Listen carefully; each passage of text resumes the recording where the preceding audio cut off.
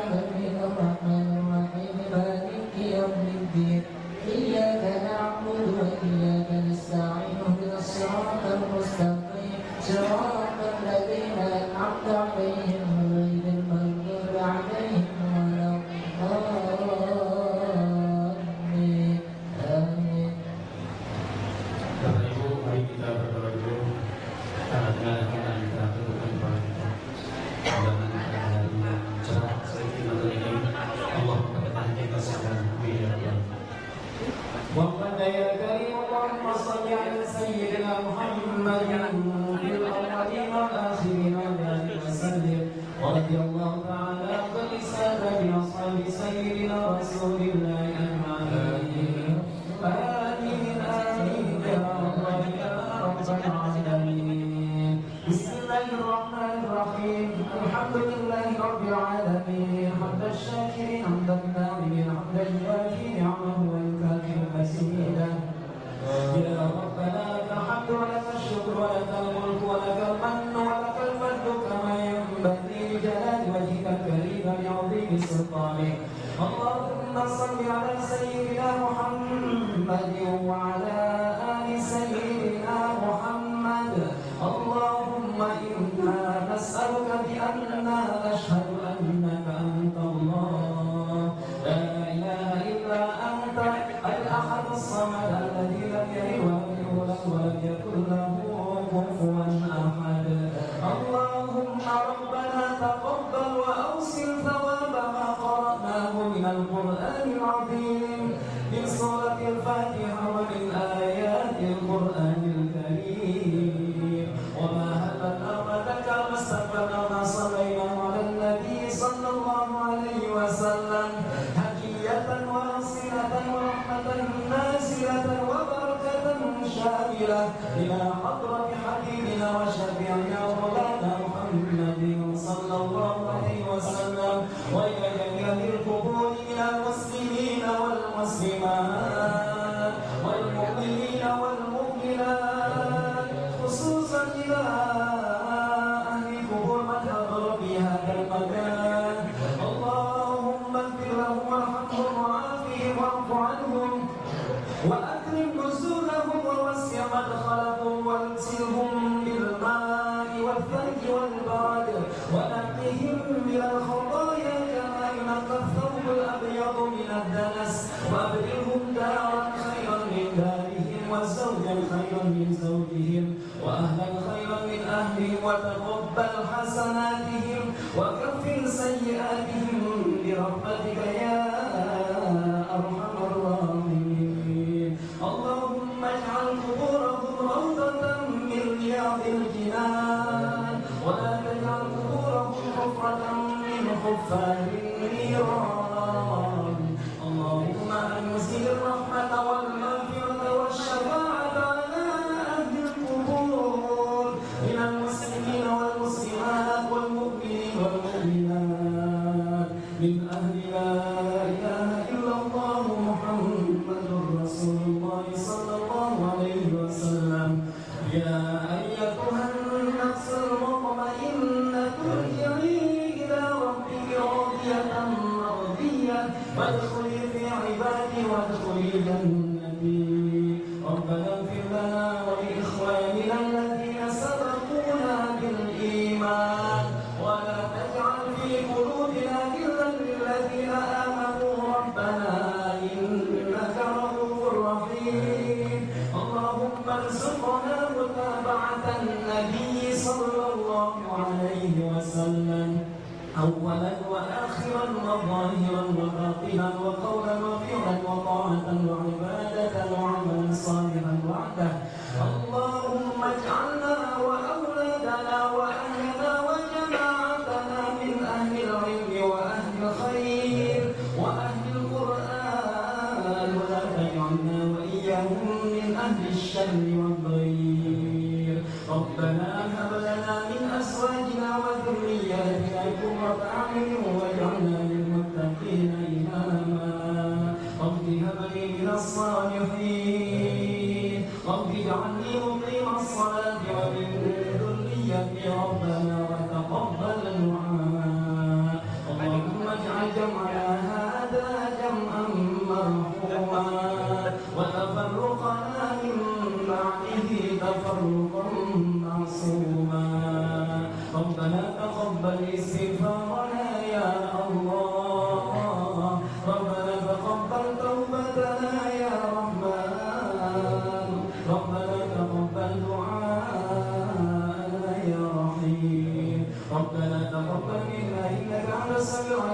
إنك أنت التواب الرحيم ربنا آتنا في الدنيا حسنة وفي الآخرة حسنة وقنا عذاب النار وصل وسلم على جميع الأنبياء والمرسلين والحمد لله رب العالمين. الفاتحة.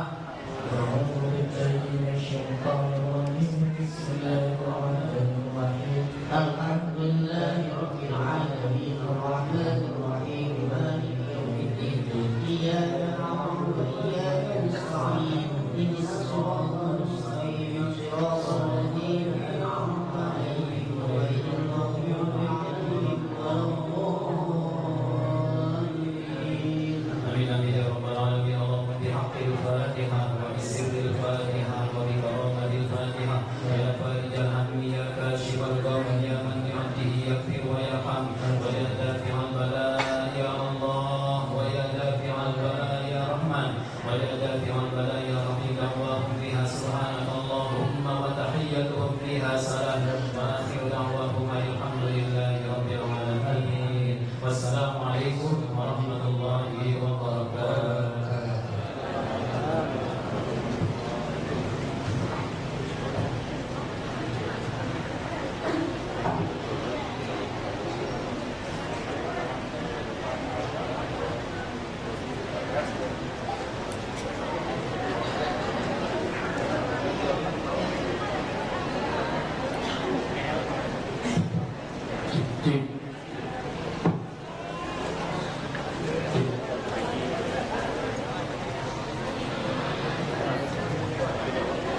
Terima kasih kami sampaikan kepada Al-Ustaz Abdul Nasir SPD, Al-Ustaz Hasan Aminuddin SPSD dan Al-Ustaz Muslim SPD.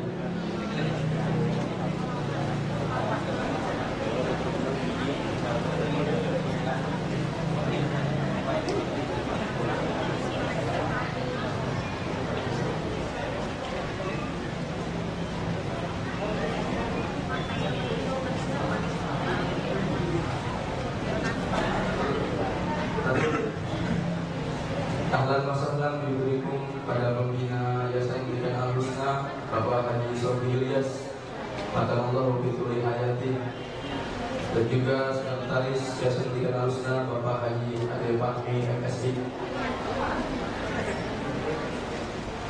Dan ahlan wa sahlan biburikum pada pengisi taklim kita pada kali ini, yaitu Al-Mukarram wal-Mukhtaram Al-Ustaz Haji Bakhtiar Nasir LCMM. Alhamdulillah beliau sudah berada di Yayasan Pendidikan Al-Husna.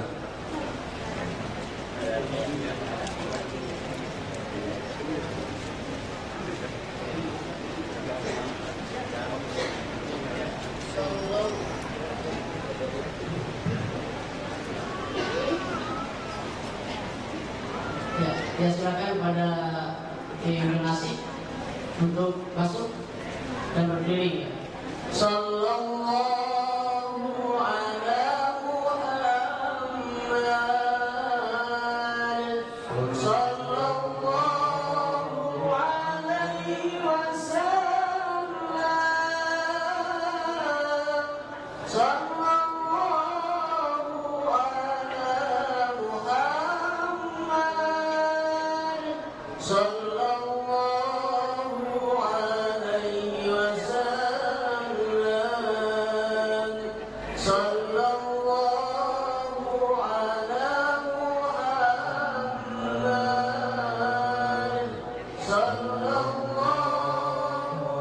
alaihi wasallam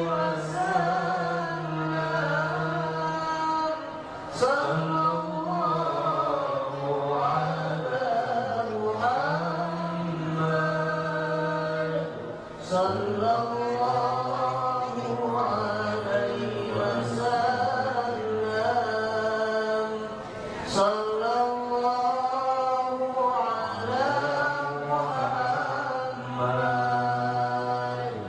sallallahu alaihi wasallam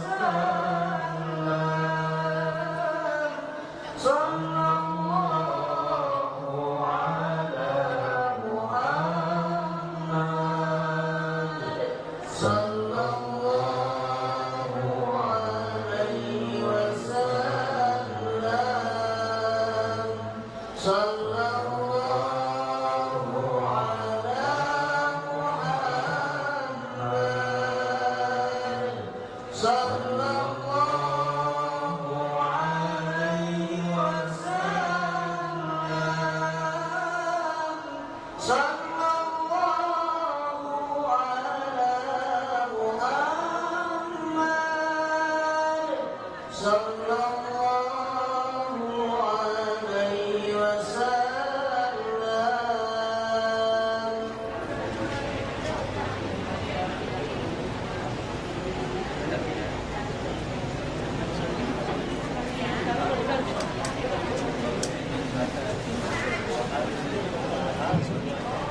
Sudah ya?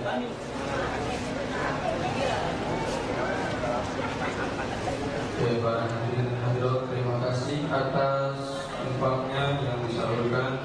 Mudah-mudahan Allah ganti dengan yang berlipat-lipat ganda. Amin ya rabbal alamin.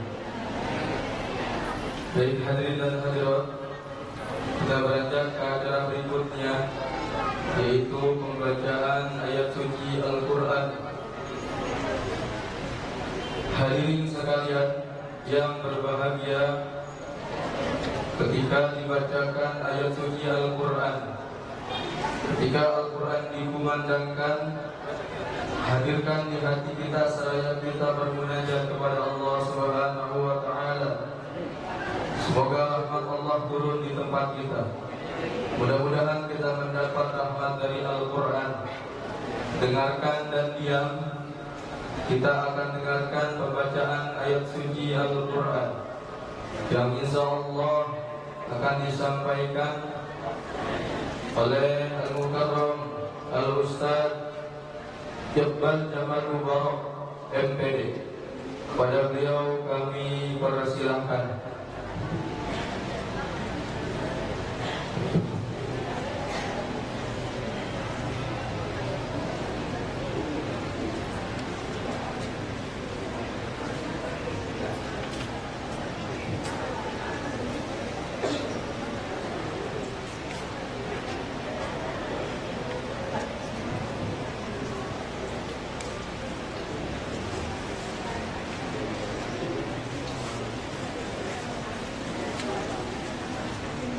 Assalamualaikum warahmatullahi wabarakatuh.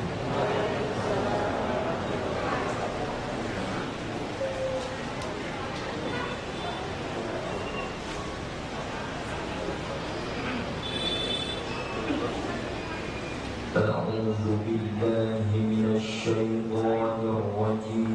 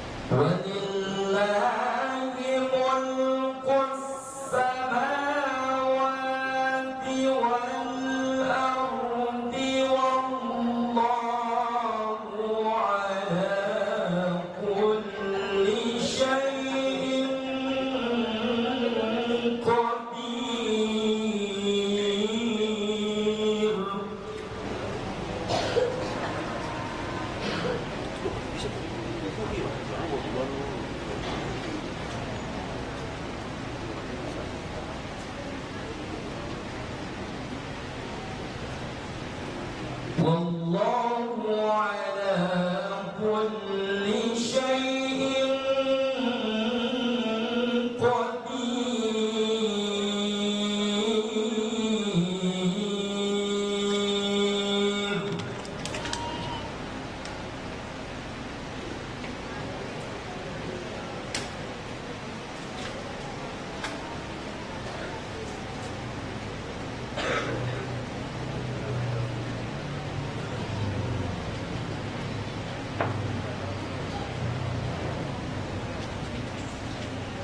Inna fi khalqis samawati wal ardi wa ikhtilafil layli wan nahar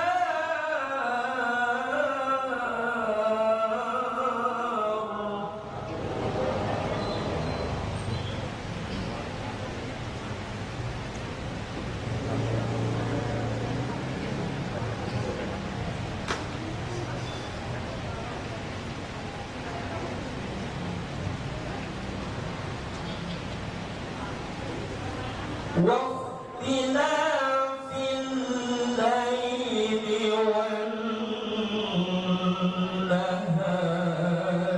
لآيات لأولي الألباب.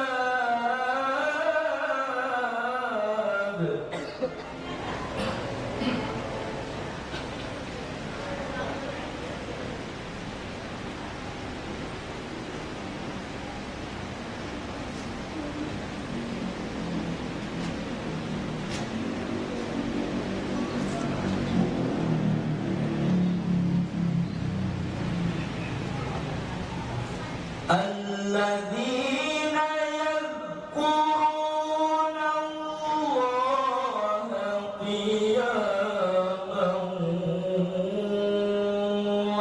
وقعودا وعلى جنوبهم.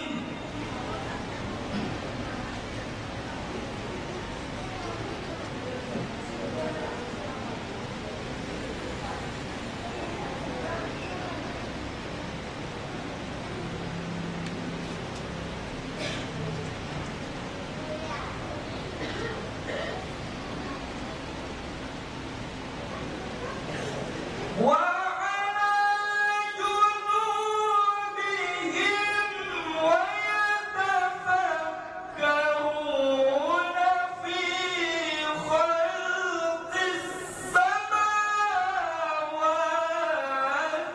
والأرض.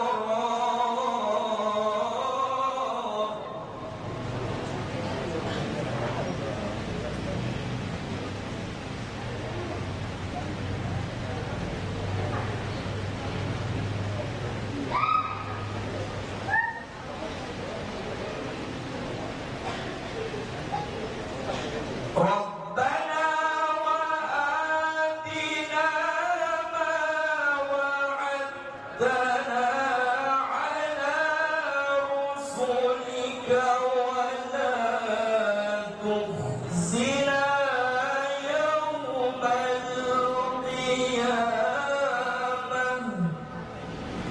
إنك لا تخلف الميعاد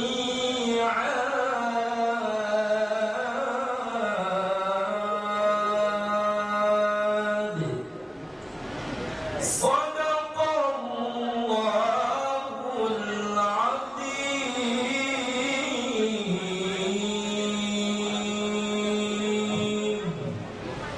Assalamualaikum warahmatullahi wabarakatuh. Waalaikumsalam warahmatullahi wabarakatuh. Allahumma arhamna bil Quran. Terima kasih kami sampaikan kepada Al-Ustaz Iqbal Jamal Mubarak MPD yang telah berkenan membacakan tilawah.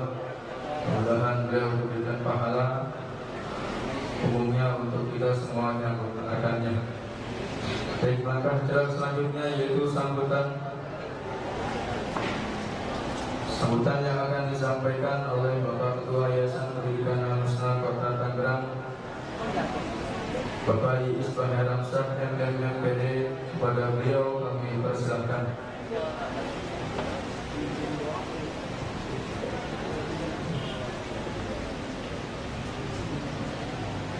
Bismillahirrahmanirrahim. Assalamualaikum warahmatullahi wabarakatuh. Alhamdulillahirabbil alamin wa bihi nasta'in ala umuri dunya waddin wassalatu wassalamu ala asrofil anbiya wal mursalin wa ala alihi washabihi ajmain, amma ba'du. Yang saya cintai dan muliakan ayahanda Haji Muhammad Sobri selaku pembina Yayasan Pendidikan Al-Husna, yang terhormat Al-Mukarram Kiai Haji Bakhtiar Nasyid, yang kebetulan pada hari ini beliau menyempatkan diri untuk sama-sama hadir di kita bersilaturahmi dalam rangka kajian 1 bulan sekali bersama Al-Husna. Para pengurus, para kepala sekolah, bapak-bapak, ibu-ibu, anak-anakku sekalian yang soleh dan solehah, bapak-bapak, bunda-bunda, ayah-ayah, mudah-mudahan pagi hari ini cintanya Allah Subhanahu wa Ta'ala selalu hadir kita semua. Pertama dan terutama, marilah kita panjatkan puji syukur kehadirat Allah Subhanahu wa Ta'ala yang telah memberikan sebuah kenikmatan yang tiada tara. Yang pertama tentunya nikmat iman dan Islam, dan nikmat kesempatan untuk bisa hadir di majelis ini. Salawat dan salam kita curahkan pada junjungan kita Nabi besar Muhammad Shallallahu Alaihi Wasallam. Bapak, Ibu hadirin sekalian, sama-sama kita ketahui bahwa Al-Husna yang berdiri sejak tahun 59 secara de jure, bahkan secara de facto Al-Husna sudah lahir tahun 1939. Dan ini menggambarkan bahwa Al-Husna sekian puluh tahun tetap konsisten mengemban amanah pendidikan.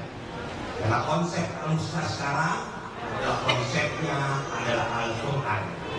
Kita mengedepankan pelajaran Al-Quran, kita mengedepankan tahfidz dan tahsinnya dan hafalannya. Dan alhamdulillah tahun ini semua jenjang pendidikan di Al-Husna sudah ITEK semua. Jadi SD ITEK, SMP ITEK, SMP ITEK, MTS Plus, bahkan insya Allah nanti menyusul SMK ITEK. Bapak Ibu hadirin sekalian, oleh karena itu kita berharap dan kami berharap amanah-amanah ayah bunda yang sudah mengamanahkan anak-anak di Al-Husna akan kami didik dengan benar, dan akan kami jadikan anak-anak yang soleh dan solehah, anak-anak yang siap menghadapi tantangan zaman, tentunya anak yang mampu kita banggakan. Barangkali tak banyak yang saya sampaikan, mudah-mudahan nanti menyampaikan dari Ustaz kita betul-betul mampu memberikan sebuah warna baru, mampu memberikan sebuah kajian yang mendalam buat kita untuk menjadikan bagaimana menjadi orang tua yang baik, bagaimana menjadi orang tua yang diinginkan Allah, dan bagaimana menjadi orang tua yang dicintai Allah Subhanahu wa Ta'ala. Kurang dan lebihnya mohon maaf. Assalamualaikum warahmatullahi wabarakatuh. warahmatullahi wabarakatuh.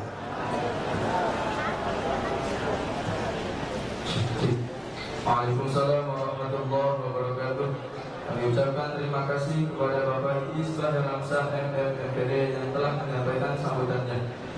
Baik, kami ucapkan sekali lagi ahlan wa sahlan bihudurikum kepada Al-Mukarram wal Muhtaram Al-Ustaz Haji Bakhtiar Nasir LCMM di Yayasan Pendidikan Al-Husna.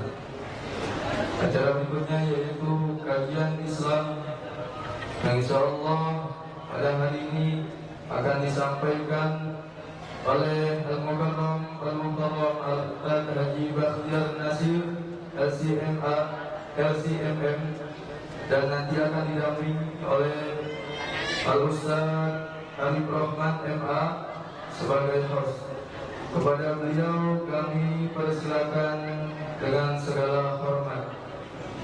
Allahumma sholli ala Muhammad.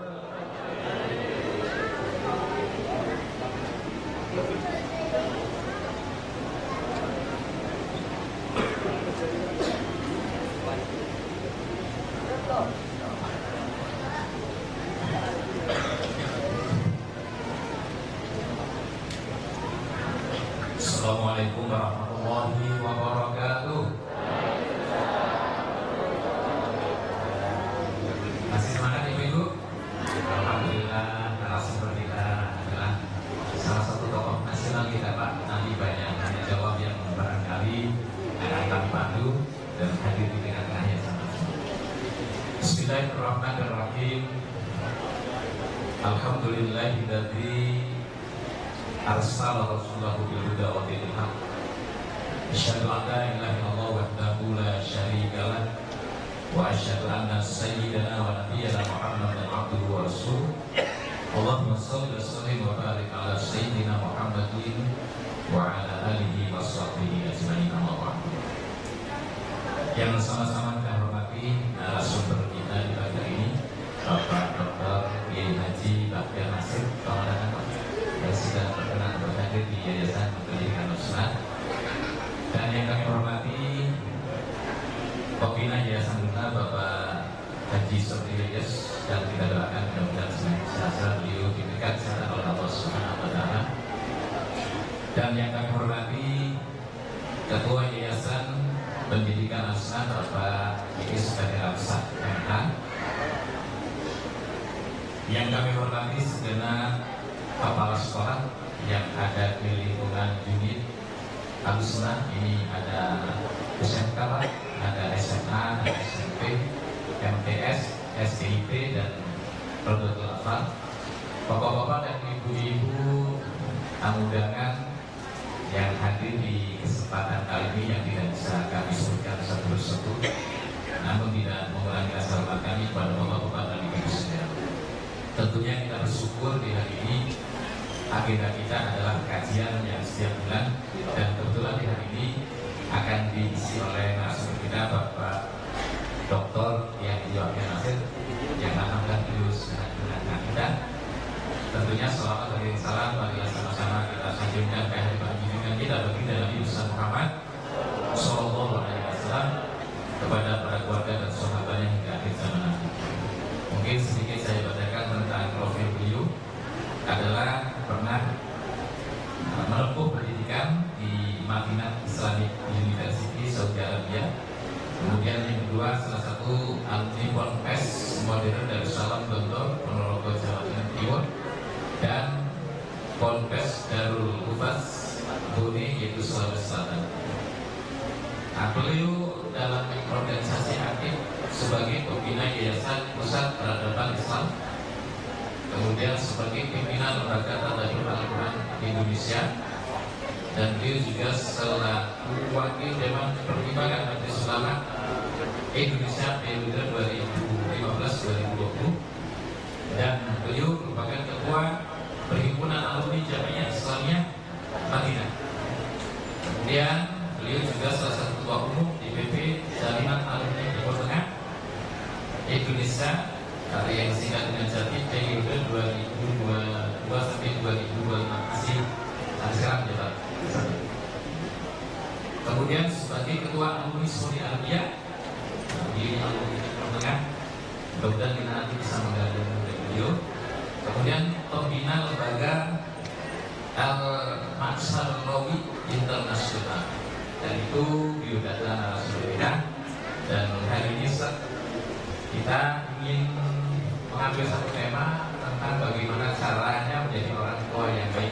Karena banyak sekali sekarang persoalan-persoalan yang sudah banyak mengalami kemunduran moral, dan kebetulan dari audiens kita itu adalah mereka pendidik, dan kita hampir 1000 siswa kita yang ada di sini ini. Sehingga nanti setelah Pak Ustadz menyampaikan materi, mohon bisa memberikan ruang untuk tanya jawab.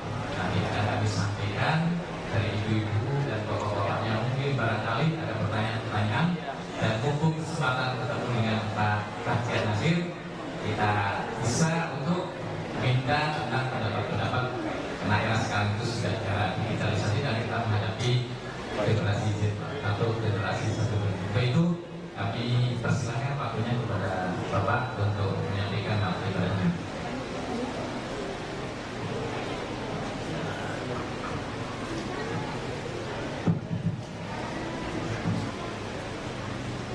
Bismillahirrahmanirrahim. Assalamualaikum warahmatullahi wabarakatuh.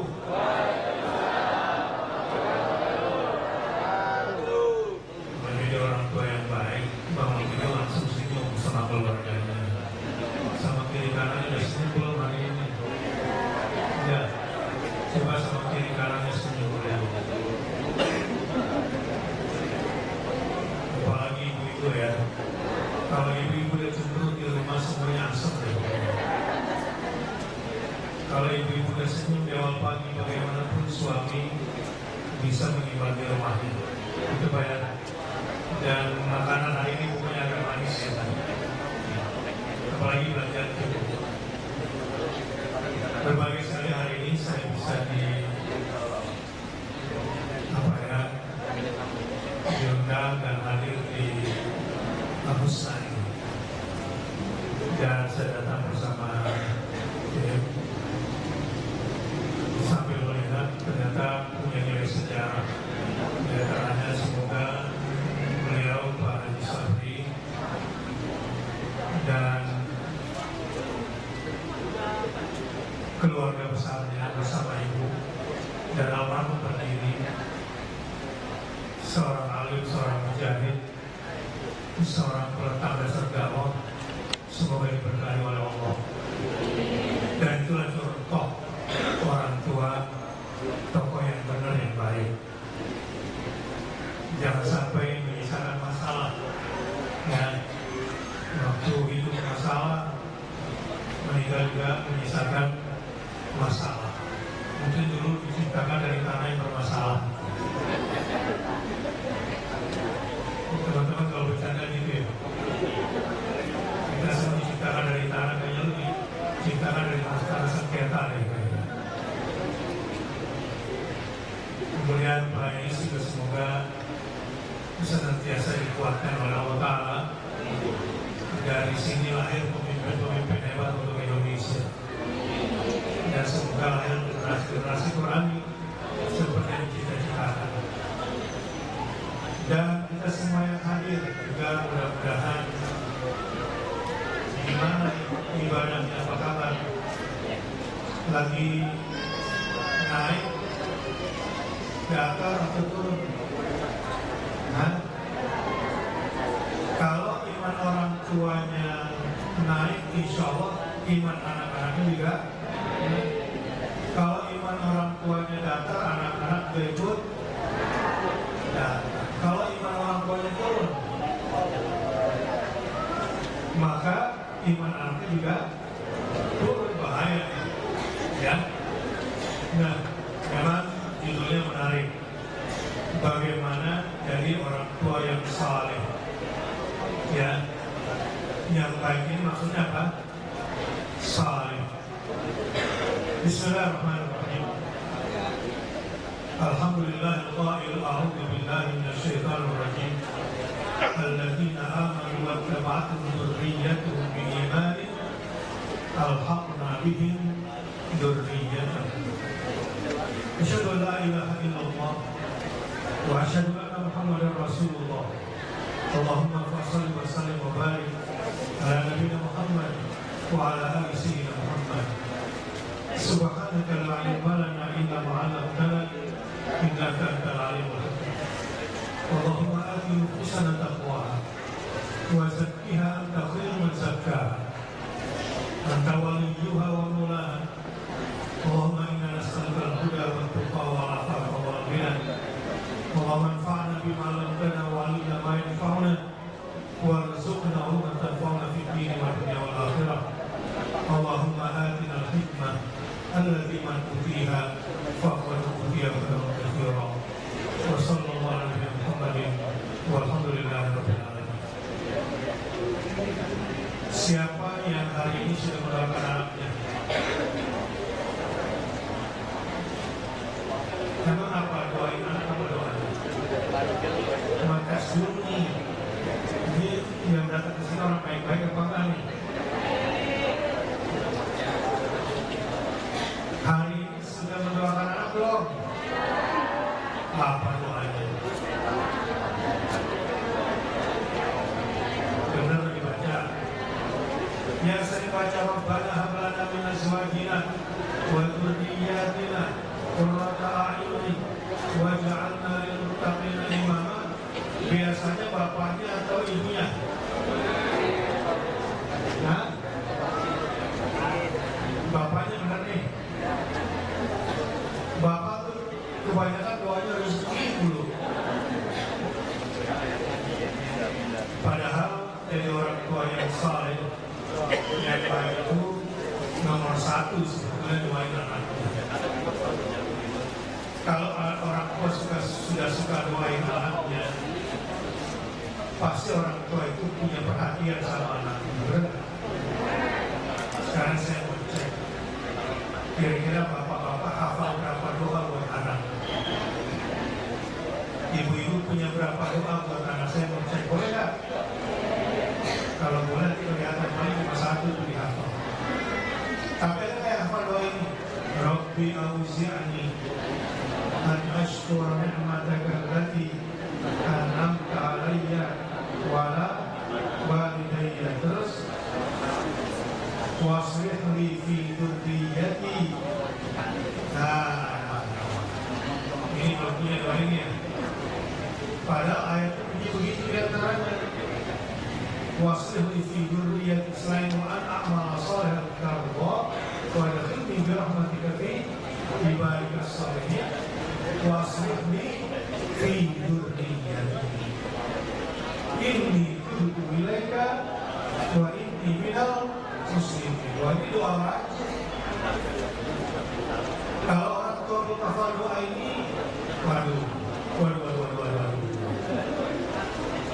Agak repot ini, ya. Agak repot. Kenapa? Ya kita sebagai orang tua tentu gak bisa sempurna kan, kecuali pertolongan dari Allah. Waduh.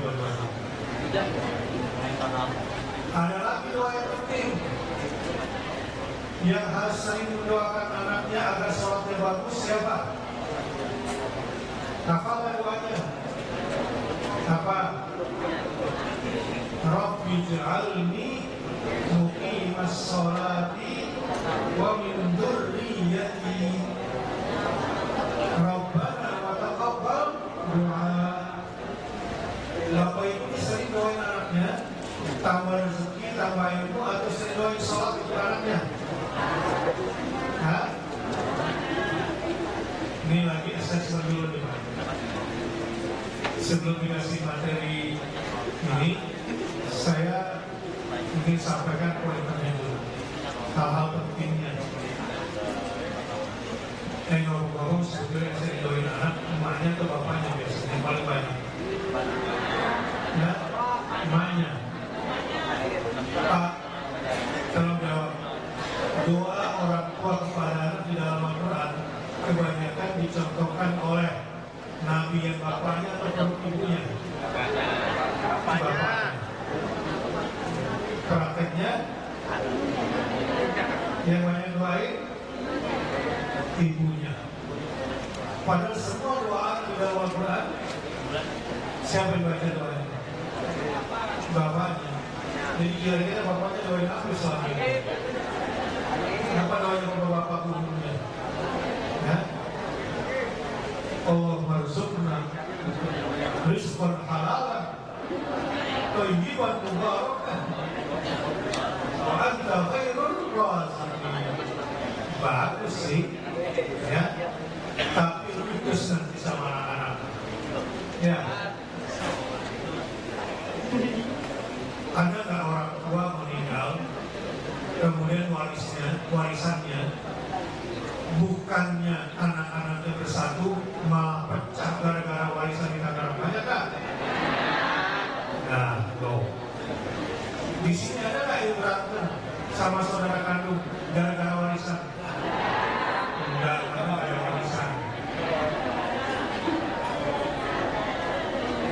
Ya, kalau warisannya banyak, belum tentu kan? Termasuk warisan al-musnah ini, ya, karena ini warisan dari orang tua yang saleh, ya, dari keturunan yang saleh, ini bisa dijaga dan terus berkembang. Banyak nggak warisan wakaf itu bikin anak pecah belah? So tahu nih, kamu tahu? Ada yang berantem anak cucu gara-gara warisan pesantren kampusnya besar. Banyak yang berantem, banyak. Di Tangerang ada, Jakarta sih ya ada. Ya. Jadi hati-hati, baik yang di bidang dakwah agama ini maupun di bidang yang non-agama, rezeki yang Bapak Ibu kumpulkan itu belum tentu baik untuk anak. Belum tentu. Anak rebutan pesantren ada nggak? Ada. Akhirnya musuhan sama anak. Ada nggak kayak gitu? Ngeri ya? Bahkan ada rebutan masjid. Alhamdulillah medali, tapi ini terjadi di masyarakat. Nah, semoga Allah jaga al-musnah. Ya, semoga al-musnah semakin banyak cabang-cabangnya. Ya. Ya. Baik. Saya ingin kita agak santai aja, nggak usah terlalu formal ya. Dari ngobrol-ngobrol nanti dari tanya jawab juga jelas. Sebetulnya rumah tangga yang baik itu, kalau orang tuanya baik, solid, pasangannya juga baik, ya, lalu anak cucunya juga baik. Jadi ini keluarga inti yang saya bicarakan. Keluarga inti itu siapa? Ayah, ibu, anak. Ini inti. Tapi gak boleh hanya berarti di sini keluarga yang baik. Islam itu tidak sama dengan Barat. Barat itu menganut keluarga nuklir family. Kalau perlu, nggak perlu pakai suami. Capek punya laki, ya, punya anak. Ya udah, yang penting udah punya anak, udah sekarang itu masih punya laki. Apalagi sistem Barat sekarang, anak umur 15 tahun nggak boleh dikekang lagi, dia boleh hidup sendiri. Bahkan ada ibu karena pengen nikah lagi, ngusir anaknya atas nama undang-undang. Udah, kamu keluar dari rumah, kamu udah 15 tahun cari makan sendiri. Gara-gara ibunya pengen kawin lagi. Nah, hati-hati melihat dan membangun keluarga. Islam itu menganut yang namanya al-a'ilah kalau bahasa agamanya. An extended family bahasa Tangerangnya, keluarga besar. Budaya cucu tinggal sama kakeknya dan sama orang tuanya dalam satu rumah, itu bagus sebetulnya. Tapi zaman sekarang gengsi nggak tinggal di villa mertua indah? Gengsi nggak anak sekarang? Gengsi. Padahal itu bagus kan? Bagus. Cuma yang nggak bikin bagus barangkali kakek sama neneknya nyebelin, akhirnya anaknya pilih tinggal sendiri. Maka fenomena orang tua itu adalah kesepian. Padahal Islam menganut yang namanya keluarga besar. Tahu nggak? Alasan syariat Islam dalam pernikahan, kenapa nggak boleh menikahi istri pertama kakaknya, istri kedua adiknya, boleh nggak? Nggak boleh kan? Anta jum'a bainal ukhtain, menjadikan dua saudara kandung sebagai tunggal. Kenapa? Kalau konflik, ini konflik yang berdampak besar dari sisi kerahiman. Islam tidak menganjurkan menikah dengan kerabat dekat. Dengan sepupu boleh nggak menikah? Boleh. Menikah dengan anaknya om, boleh nggak? Boleh. Kan sepupu. Tetapi kalau bisa janganlah. Tujuannya supaya jaringan keluarga ini lebih luas.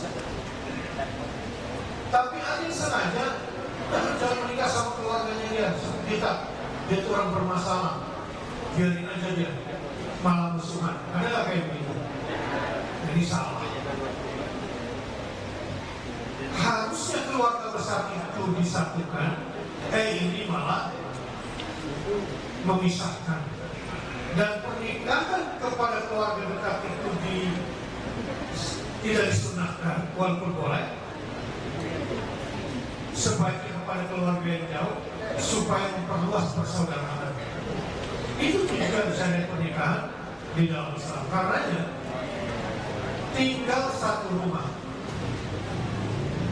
ada kakek nenek, ada orang tua, ada cucu, itu bagus. Dan gambaran Al-Quran begitu. Alladzina amanu wattaba'atuhum dzurriyyatuhum biimanin alhaqna bihim dzurriyyatahum wa ma alatnahum min amalihim min syai'. Kullu imri'in bima kasaba rahim. Orang tua yang beriman, ini cari orang tua yang baik. Bapak Ibu sekalian, cinta nggak sama anak? Cinta, pastilah cinta. Tapi saya mau tanya, Anda ini kalau cinta sama anak, lebih banyak membekali anak dengan bekal yang sementara atau bekal yang kekal? Emang apa bekal yang kekal?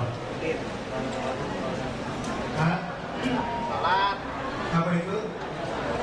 Iman. Jadi kalau Anda cinta sama anak, bekali anakku dengan bekal yang kekal. Apa itu?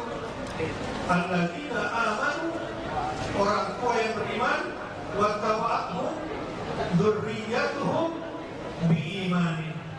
Orang tua yang beriman dan keimanannya diikuti oleh anak-anaknya, maka satu hari nanti dikumpulkan di surga bersama-sama.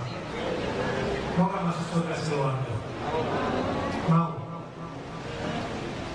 Dari dunia udah kelihatan, anak betah nggak sama orang tuanya, mantu betah nggak sama mertuanya. Kalau dari dunia udah nggak betah, ada tanda-tanda nggak bersatu di luar di surga nanti. Ada nggak kayak gitu? Males ke rumah emaknya, nggak enak, pasti ribut kan gitu kalau ketemu sama emak, sama bapak. Ada nggak kayak gitu? Ya. Hah? Ya. Akhirnya berbulan-bulan orang tuanya nggak dikunjungi, padahal sama-sama di Tangerang aja udah banget. Ya sejauh-jauhnya Pandeglang sama lahir, tapi nggak pernah dikunjungi.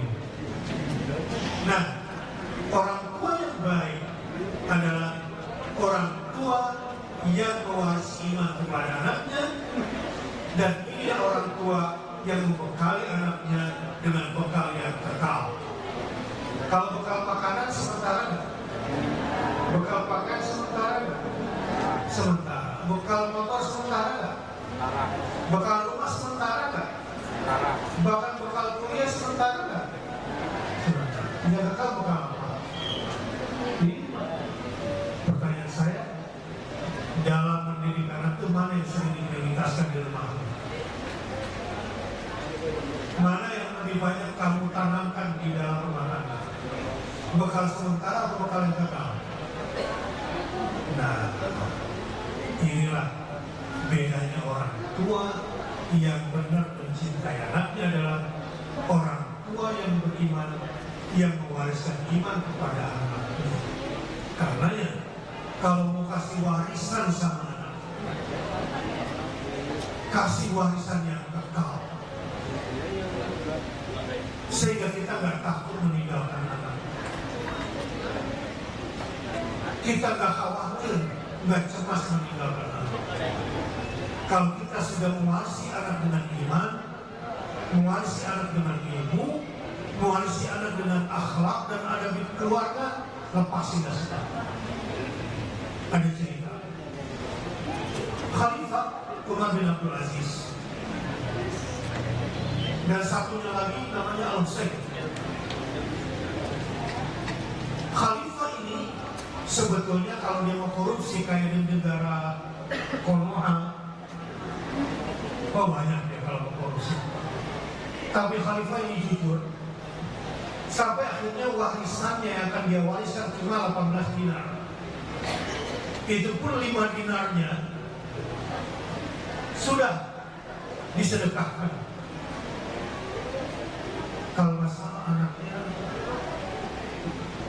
saya lupa berapa, itu 11 atau berapa. Alhasil nggak banyak lah warisannya. Paling anak-anak dapat 1 dinar mungkin. Kalau Nabi SAW, apa warisannya? La dinar wa la dirham. Nanti saya mau kasih.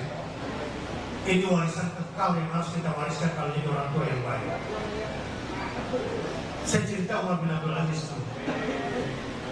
Sementara si Husain ceritanya mewariskan jutaan dinar kepada anak-anaknya. Setelah orang tuanya meninggal, orang tua yang mewariskan jutaan dinar ini ternyata oleh masyarakat disaksikan anaknya menjadi pengemis di pasar. Selepas orang tuanya meninggal, pada warisan jutaan dinar, tapi anaknya menjadi pengemis. Ya karena anak gak punya iman, gak punya ilmu, gak punya akhlak, dikasih harta, hancur gak? Hancur. Umar bin Abdul Aziz, ya mungkin gak sampai 1 dinar mewariskan warisannya ke anak-anak. Tahu apa yang terjadi? Ada salah satu dari anaknya, dari belasan anak ini, yang sedekahnya 100 ekor unta untuk 100 ekor kuda perang untuk berjihad di jalan Allah.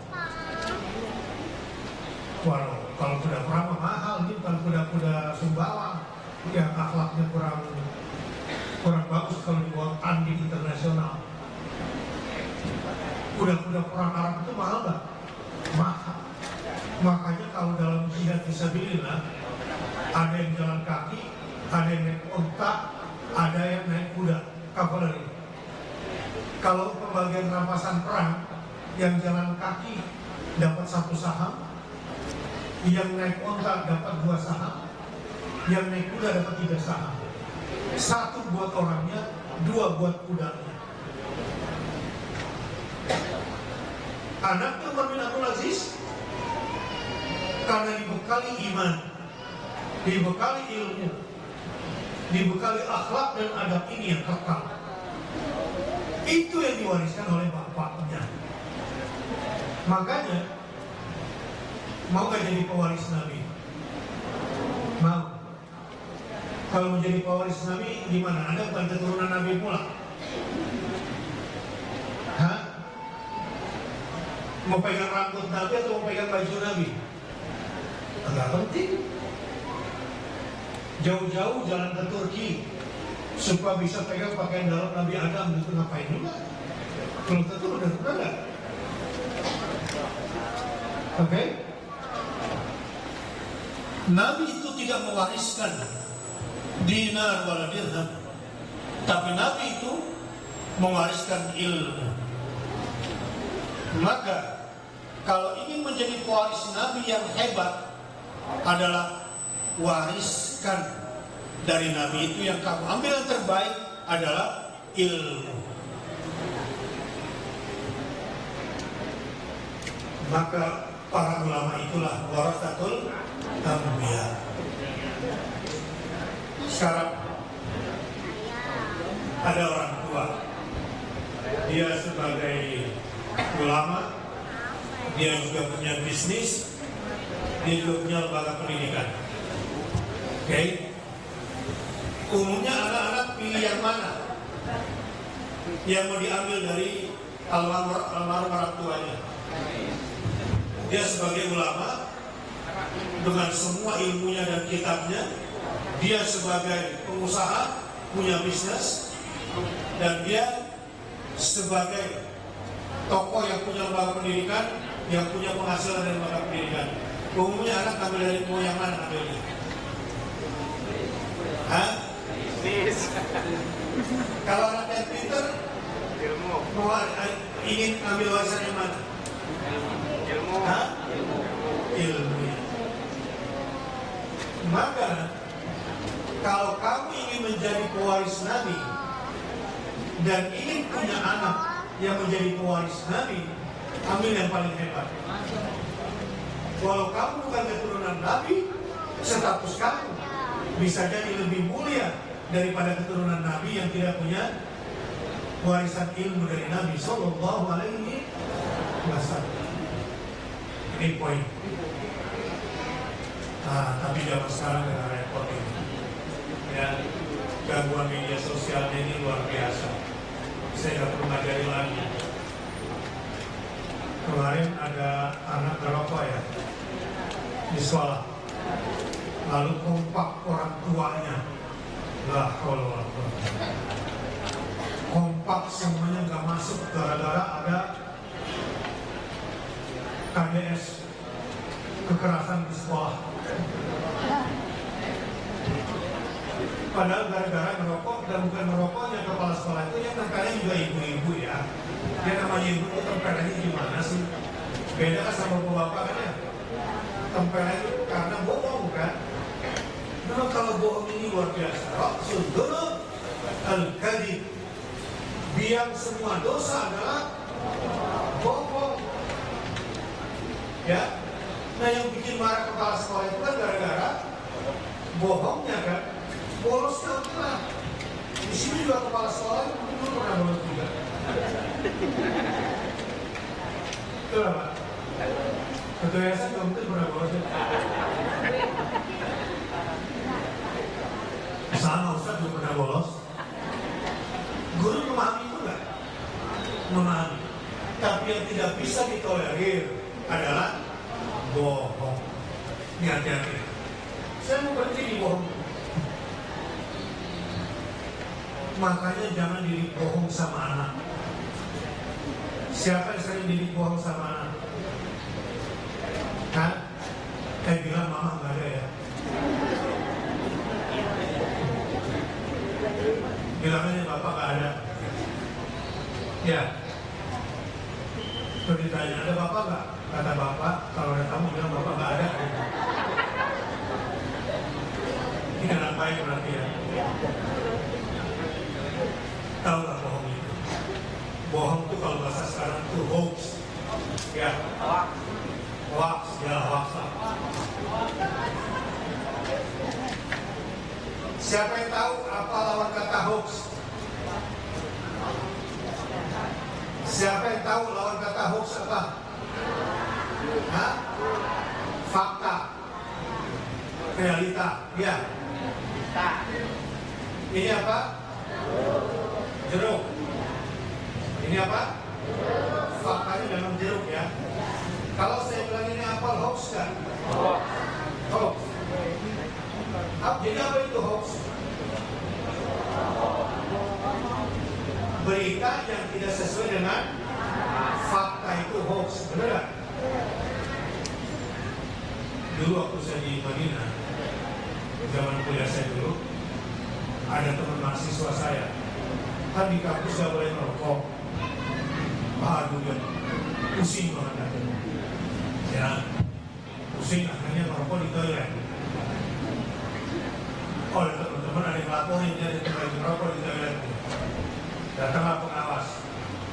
Kamu merokok ya? Wallahi enggak. Kamu merokok ya?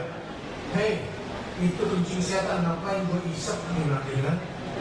Dia lupa ada satu di kuping yang gini nyangkut. Ini apa? Astagfirullah. Ini kencing setan ini. Ya mungkin karena ketahuan, ya kita bahas OTT lah bahasa sekarang ya. Karena OTT ya udah nggak bisa bergerak lagi. Tapi hoax ini bahaya. Karena data dusta itu merusak data di banyak orang, di kepala orang, benar gak? Makanya biang semua dosa adalah dusta, kata Nabi. Rasul dulu al-kadhib. Maka Rasulullah pesankan dan para ulama juga pesankan, jangan bohong walau bercanda. Iya. Gara-gara teman saya suka bercanda, kita gak percaya kalau dia lagi sakit. Ya. Akhirnya lagi sakit pun kita kerjain, kita pikir enggak sakit. Gara-gara ini sendiri suka bohong. Nah ini kepala sekolah sebetulnya benar. Iya gak benar, mungkin karena refleks kali ya. Tapi kan itu zaman sekarang. Zaman saya dulu waktu di Gontok, waduh, 6 kali gue ditabuk, paku. Gara-gara sudah gitu jadi tahan kalau diinterogasi sama polisi. Pengalaman ya. Bahkan di luar negeri sebetulnya bagus memberikan ketangguhan. Di tentara juga kan Islam itu terukur kan. Tuh kalau zaman sekarang kekerasan verbal, ya sekarang parah ya. Baru dibully dikit, sekarang langsung lembek gitu ya. Ini salah didik nih.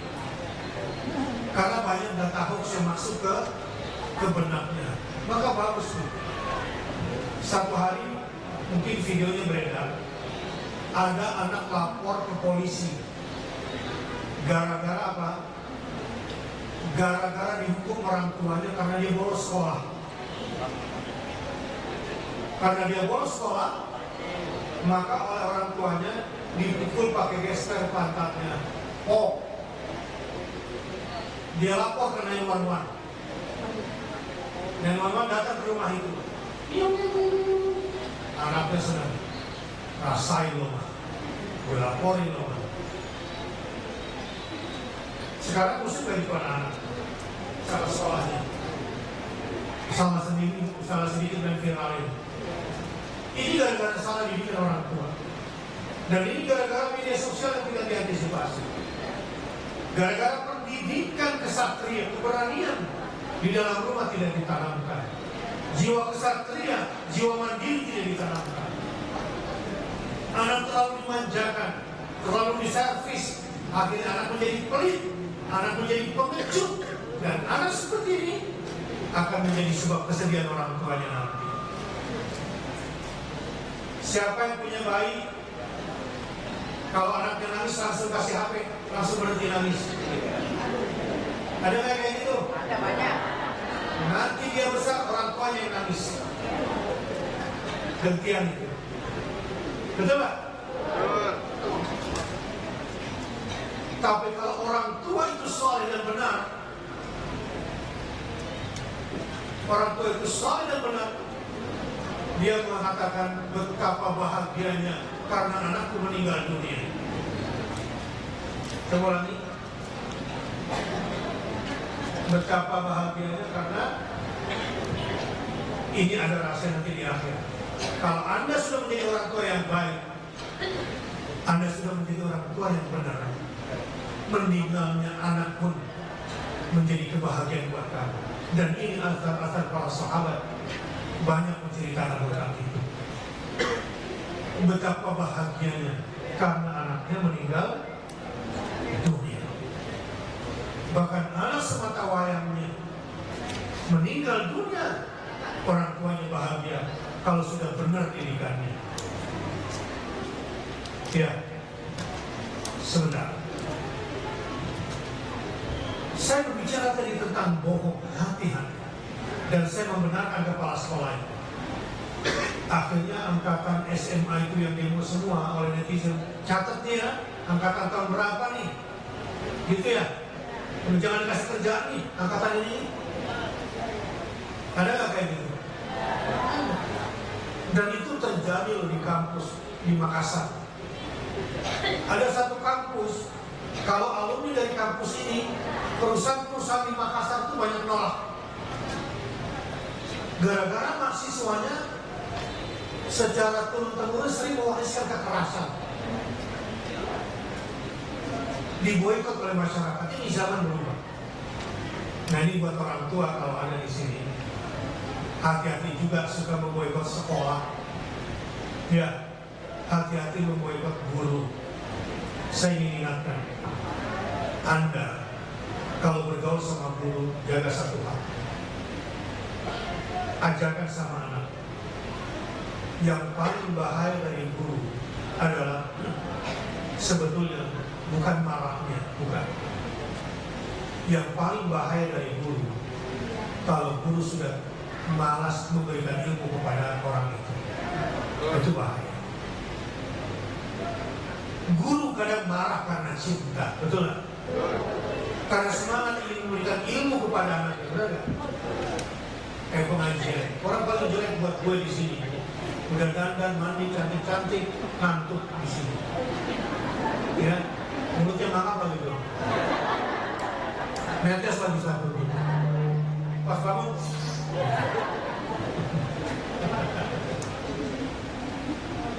Yang paling bahaya dari seorang guru, hati-hati. Ini juga kalau berinteraksi sama para asatidz, para kiai, para ulama, hati-hati. Ini kan zaman terlalu terbuka ya. Yang paling bahaya, jangan sembarangan menghujat. Ya, karena saya lagi ramai di Ustadz Abdul Somad gara-gara kasus Gubernur Riau. Ya, secara politik lagi ramai. Satu hal, yang paling bahaya dari gurumu, dari kiaimu, dari ustadzmu adalah kalau dia sudah enggan memberikan ilmu dari kamu. Itu satu-satu adab yang harus dijaga. Jangan sampai itu terjadi. Dan para orang tua murid, wali murid, termasuk para guru, hati-hati. Tetap jaga semangat kamu untuk memberikan ilmu. Dan orang tua, biasanya ada komite orang tua kan di sini, sekolah. Ada. Satu hal yang pada komite, jangan campuri urusan sekolah. Saya ulangi itu ya. Tugas kamu sebagai komite, ini kalau ada pengurus di sini, tugas kamu, ketahuilah, nggak ada sekolah swasta yang hebat tanpa dukungan komite. Kalau ada sekolah swasta hebat, salah satu pilar penting sekolah itu biasanya adalah komite. Karenanya sekolah sangat bergantung pada Anda. Tapi satu hal adabnya, jangan campuri urusan sekolah. Kita di wilayah masing-masing aja. Saya ngomong gini karena saya punya lembaga pendidikan dari yang paling rendah sampai yang paling tinggi. Tapi saya nggak bisnis pendidikan, dan saya tidak mewariskan itu sama anak saya. Biar ini jadi wakaf semuanya.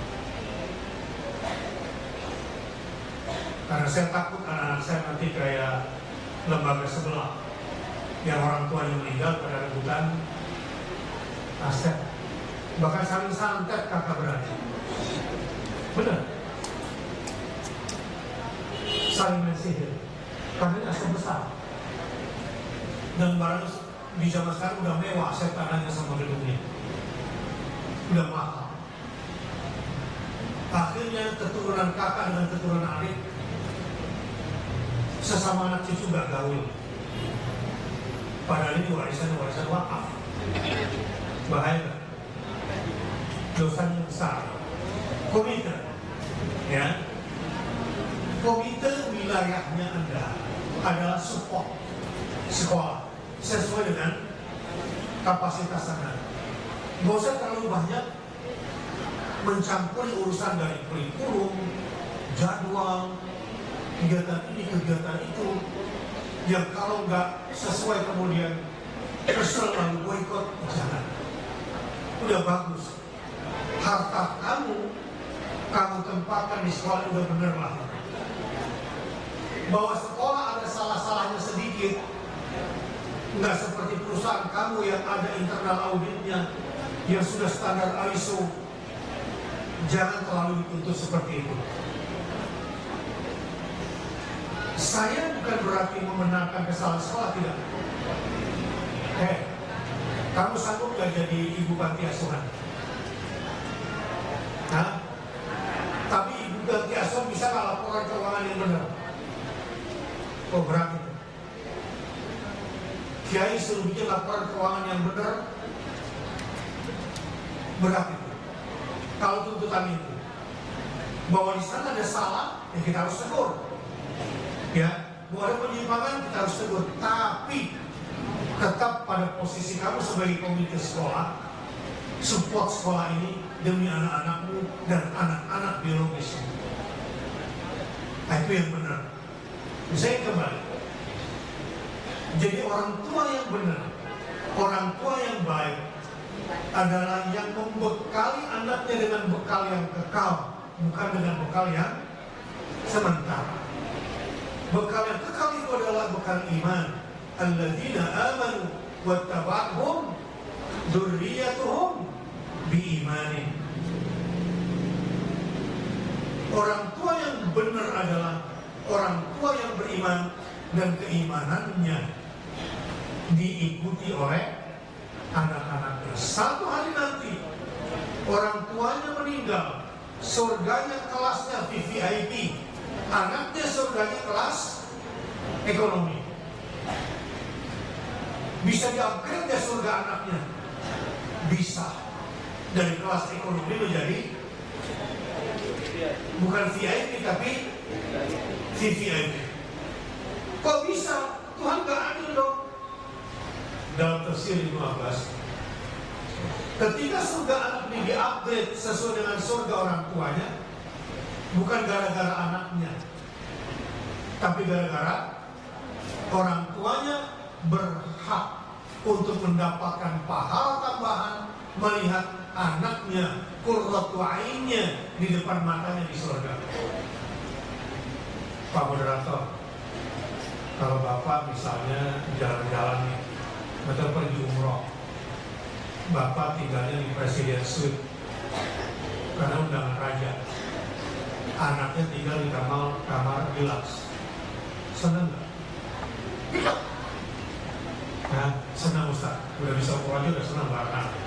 Nggak, maksud saya kamarnya beda jauh gitu, senang? Nggak, nggak. Maunya gimana? Kalau ya udah anak saya aja di kamar presiden, saya di deluxe. Balik. Ya kalau bisa balik aja. Tapi kalau bisa bareng lebih bagus kan? Itu kan maunya orang tua. Nah di surga, kalau kamu sudah menjadi orang tua yang beriman yang saleh, itu kata kuncinya, iman dan saleh. Ingat baik-baik. Orang tua tua yang benar ini ingat dua aja lah, iman dan saleh. Ini semua sambil dari ayat. Tapi nanti di dialog kita akan lebih detail. Kalau ada perlu bertanya ya. Dua kata kunci. Pegang dua kata kunci ini. Kalau kamu bisa mewariskan ini kepada anakmu, udah, kamu meninggal nggak berat, anakmu meninggal kamu nggak sedih. Karena ketika anakmu meninggal, kamu sudah punya jembatan surga, dan dia sudah menunggumu di surga nanti. Nah, orang tua yang beriman, yang imannya diikuti oleh anaknya, dia upgrade surga anaknya untuk menambah kenikmatan surgawi melihat anak. Kita makan enak nih, ibu-ibu makan enak ya di sini, tapi anak di rumah di rumah, kok nasi nggak ada, jadi enak nggak makan di luar? Nggak enak. Kita enak nih makan sama teman-teman lagi reunian di restoran, anak-anak telepon, "Ma, lauk habis." Jadi enak nggak makan di rumah? Makan kita di resto, nggak enak kan? Apa yang dilakukan ibu-ibu biasanya kalau sudah begitu? Bungkus supaya bisa makan bareng anak, betul lah. Nggak apa-apa deh gue makan sedikit sama teman-teman, asalkan anak gue bisa makan. Begitu kan orang tua. Nah, kalau iman yang kamu hitungkan nanti di surga, ya Bapak Ibu sekalian, dikasih lihat muka anakmu, senang nggak di surga nanti? Ini yang dimana dengan al-haqna bihim dzurriyyatahum, saya upgrade surga anaknya agar selevel dengan surga orang tua. Itu dulu sebagai pembukaan.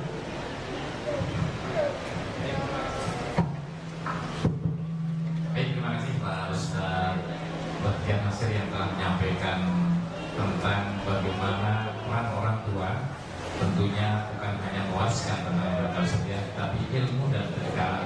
Dan ini yang nanti akan menolong tentang surga, tentang bagaimana berkumpulnya anak-anak dengan orang tua. Dan terlebih di zaman sekarang ini sudah banyak pergeseran lagi. Untuk itu kami akan memberikan kesempatan untuk bertanya dari satu penanya dan satu penanya. Oh, sudah ada, silakan. Dengan ibu siapa sebutkan dan bisa untuk bagus.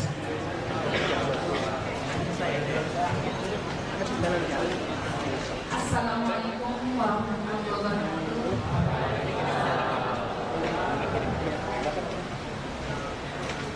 Bismillahirrahmanirrahim.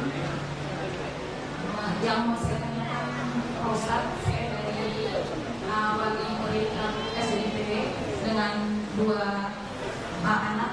Yang saya tanyakan Pak Ustaz, seperti yang tadi materi Pak Ustaz sampaikan kepada kami, bagaimana saya sebagai ibu menjadikan anak saya menjadi anak yang soleh, akhlakul karim, robbani, sedangkan saya dan suami saya bukan dari keturunan yang soleh, Ustaz, dan juga bukan orang tua yang soleh.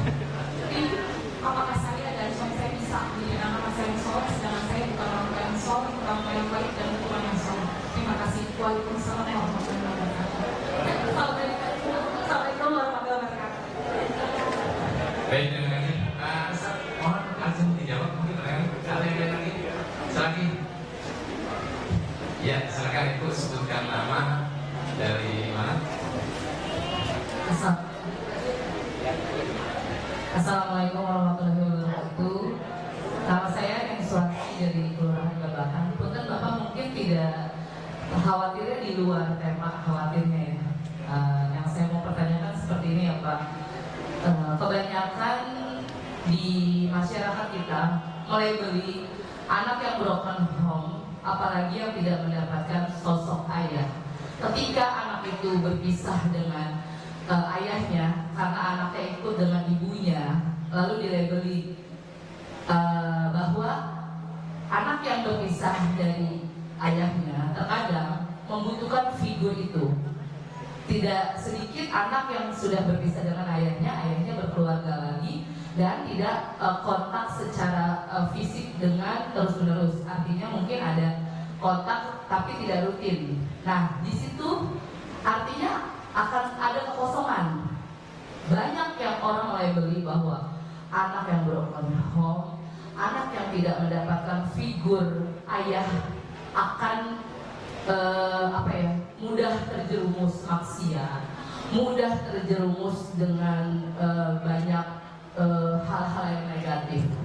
Padahal tidak semua. Ibu pun mungkin figur yang bisa memenuhi sosok ayah sekaligus ibu gitu kan. Nah, bagaimana gitu agar masyarakat atau terutama ibu yang mungkin mendidik anak sendiri tidak resah dengan label itu Pak gitu kan. Bagaimana mensikapi sebagai ibu yang memang apakah ini riset secara resmi atau riset yang valid gitu kan, sehingga bisa menenangkan para ibu yang memang sudah berpisah dengan mantan suami tapi ingin anaknya terpenuhi dan tidak terbebani dengan pikiran seperti itu, bahwa figur ayah tidak harus semua figur ayah tidak harus ada gitu. Seperti itu Pak. Terima kasih. Wabillahi taufiq wal hidayah. Wassalamualaikum warahmatullahi wabarakatuh. Waalaikumsalam warahmatullahi wabarakatuh. Kayaknya sama lah ya. Ya, senada pertanyaan pertama dan pertanyaan kedua, cuma kedua lebih spesifik. Ya, jadinya mendidik anak yang saleh dan salehah dengan keterbatasan. Ya, satu orang tuanya lengkap, satu lagi orang tuanya tunggal. Ya, misalnya Nabi Isa salah punya bapak. Nah, oke. Jadi broken home nggak kalau begitu? Jadi broken home itu dia berbeda baik-baik. Broken home itu adalah anak yang dibesarkan bukan dengan tauhid, itu broken home. Bapaknya ada, ibunya ada, nggak cerai, fasilitas lengkap, anaknya disayangi, tapi nggak dididik dengan tauhid, ini broken home. Ya, suami istri kelihatan bahagia. Zaman sekarang ada namanya grey divorce, cerai abu-abu. Ya, banyak bersama tetapi tidak bersatu. Ya, apalagi sekarang ada istilah macam-macam istilahnya, Confucius, Ancapolin, apa istilahnya. Akhirnya berpisah dengan cinta. Lagi musim kayak gitu. Lagi ramai. Kamu adalah suami sempurna. Si suami bilang, kamu juga istri sempurna. Tapi sejujurnya kita harus berpisah. Ini apa sih maksudnya? Nah, maksudnya saling jujur bahwa ada yang nggak ketemu, ada yang belum selesai di dalam, karena menuntut sempurna semuanya nggak mungkin. Dan ada keluarga sebetulnya kalau ditanya milih bareng atau pisah. Terus kenapa masih tetap? Ya gara-gara masih ada anak, yang nggak ada. Grace divorce sebetulnya. Bapak kemana, emak kemana. Pokoknya kelihatan sama anak, dua-duanya ada. Ini bikin anak tekanan batin. Anak kayak gini nggak juga terdidik dengan baik. Ya, makanya jangan sok tahu membuat definisi. Nggak usah juga terpukul dengan definisi orang. Ya, saya itu tertuduh teroris, tertuduh radikal, tertuduh apa lagi macam-macam gitu ya. HTI lagi apa lagi istilahnya. Baru macam-macam. Ngapain peduli sama tuduhan orang? Kita kembali ke definisi agama. Saya nggak masalah, karena di dalam Al-Quran dijelaskan liyaghidu bihimul kuffar. Kalau keimanan saya membuat orang kafir marah, ya sorry. Ya memang itu salah satu kriteria bentukan Rasul. Justru saya bermasalah kalau keimanan saya disukai sama kafir, benar nggak? Bermasalah nggak keimanan saya? Bisa jadi masalah. Nah, jadi gini, buat orang tua yang merasa tidak punya capability mendidik agama pada anaknya, gitu ya, maka didikkan anakmu ya kepada orang-orang yang saleh. Carikan guru-guru yang berkah, termasuk guru private. Kalau cari guru privat, yang pertama jangan guru yang pinter. Guru itu satu kata kuncinya, yang bisa digugu dan ditiru. Guru yang berkah, yang bukan cuma bisa mendidik skill matematik sama anakmu, tapi guru yang bisa mendidik berhitung di dunia ini, supaya bisa berhitung dan siap dihitung di akhirat kelak. Ya, ini buat orang tua yang merasa, kan kamu gak bisa ngajarin matematik sama anakmu dong, supaya dia menang olimpiade. Kamu carikan guru matematik sama anakmu, cari guru yang diberkahi. Sebab kalau anak kamu terlalu diajarkan ilmu matematik yang terlalu duniawi, stres anakmu. Bahkan anak-anak yang terlalu fokus dengan itu menjadi antisosial. Banyak anak